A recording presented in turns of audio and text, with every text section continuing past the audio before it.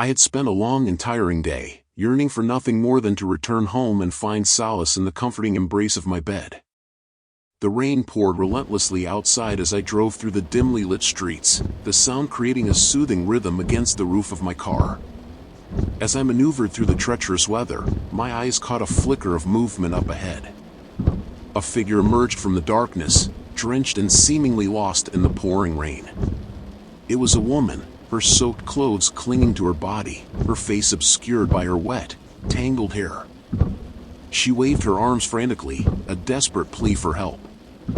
My heart went out to her, and without hesitation, I pulled over. The rain beat against the roof of my car as I rolled down the window and called out. "Do you need a ride?" Please. I need to get out of here. Can you take me home?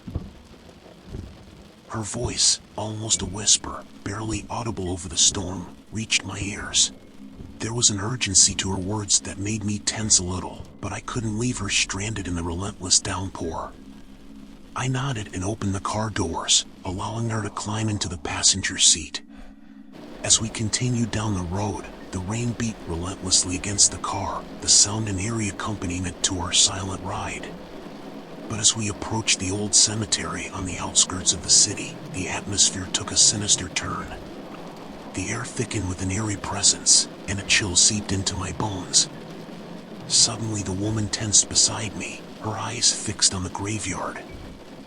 "For the car!" He ordered, his voice turning cold and otherworldly. Confusion and fear flooded my mind, but I obeyed, stopping the car. The rain was still falling, but the atmosphere had changed, as if the storm itself was holding its breath with anticipation. The woman went out into the rain, her gaze fixed on the cemetery. I watched in horror as his features contorted, his body twisted and contorted into something grotesque.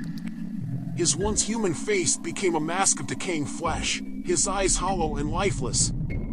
A putrid stench hung in the air, filling my senses with a sick dread. The rain turned to a sickening black sludge that pooled around her feet as she stood up and looked at me with grim glee. She revealed her true and horrible self, a creature of darkness and despair. Paralyzed with fear, he couldn't take his eyes off the abomination before him. His grotesque form emanated an aura of pure malevolence, chilling me to the core. In a voice that seemed to echo from the depths of the underworld, he hissed, "You are mine now, mortal. You fell into my trap." The realization hit me like a sledgehammer. Without knowing it, I had stumbled across a malevolent spirit, a vengeful force that preyed on unsuspecting souls. And now, he had set his eyes on me.